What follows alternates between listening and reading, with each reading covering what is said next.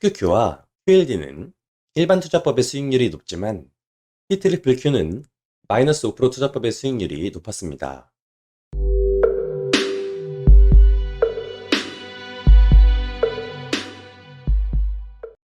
안녕하십니까? 미국 주식으로 부자돼서 조기 은퇴하기 주리치TV입니다. 오늘은 레버리지 ETF 적립식 투자에 공황회피 투자법을 적용했을 때 어떤 결과가 나오는지 알아보겠습니다. 먼저 일반 투자법의 수익률 및 평가금액 결과를 보시겠습니다.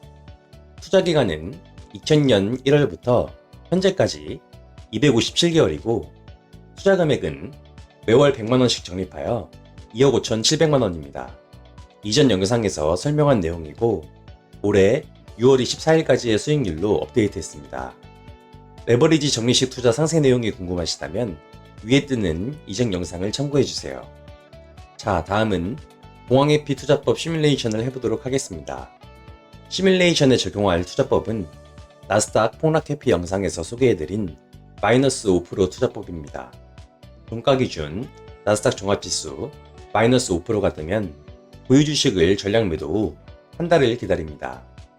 이후 한 달 동안 마이너스 5%가 뜨지 않으면 한 달 플러스 1일에 주식을 매수합니다. 30일 안에 나스닥 지수 마이너스 5% 이상이 4번 이상 뜬다면 공황 상황이며 2달을 기다립니다. 종전 영상에선 3번 이상이었는데 백테스트 결과 4번 이상의 수익률이 더 좋아 4번으로 변경했습니다. 기다리는 중에 마이너스 5%가 다시 뜬다면 뜬 시점으로부터 B의 경우 한 달, C의 경우 2달을 더 기다립니다. 나스닥 폭락 회피 시뮬레이션에 대한 상세 내용이 궁금하시다면 위에 뜨는 이전 영상을 참고해주세요. 자, 그럼 투자기간 중 매도하지 않는 일반 투자법과 마이너스 5% 투자법의 회전 평가금액 및 수익률 비교 시뮬레이션을 해보도록 하겠습니다.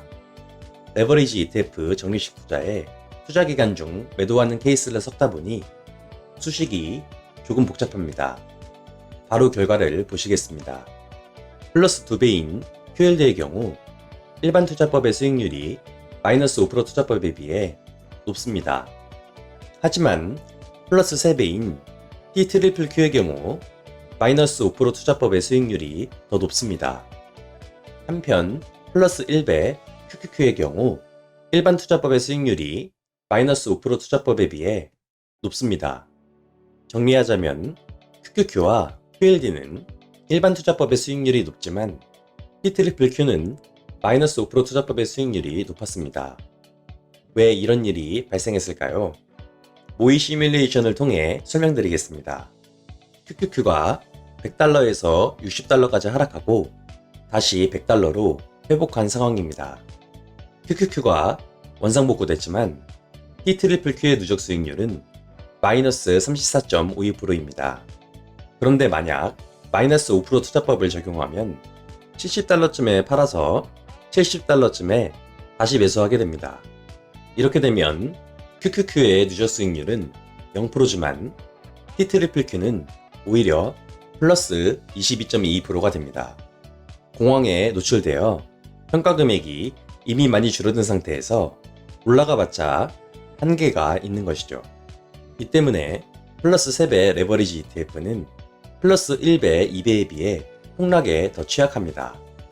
그래서 T-Q의 경우 폭락장이 왔을 때 투자를 멈추고 기다리는 마이너스 5% 투자법의 수익률이 더 좋게 나올 수도 있는 것입니다. 그런데요, 현실적으로 투자기간 중 매도를 해서 차익이 발생하면 양도세를 납부해야 합니다. 이렇게 되면 수익의 일부분이 양도세로 빠져나가기 때문에 복리효과가 감소합니다. 세후 수익률 시뮬레이션입니다. 공황에 노출하는 일반 투자법은 투자기간 중 매도하지 않기 때문에 투자 종료 후 한 번의 양도세를 몰아서 납부합니다. 하지만 마이너스 5% 투자법의 경우 마이너스 5% 이상이 뜨면 매도해야 하는데요. 매도로 인해 양도세가 발생했고 11년 8월에 발생한 양도세를 납부하기 위해 12년 5월에 양도세액만큼 매도하게 됩니다.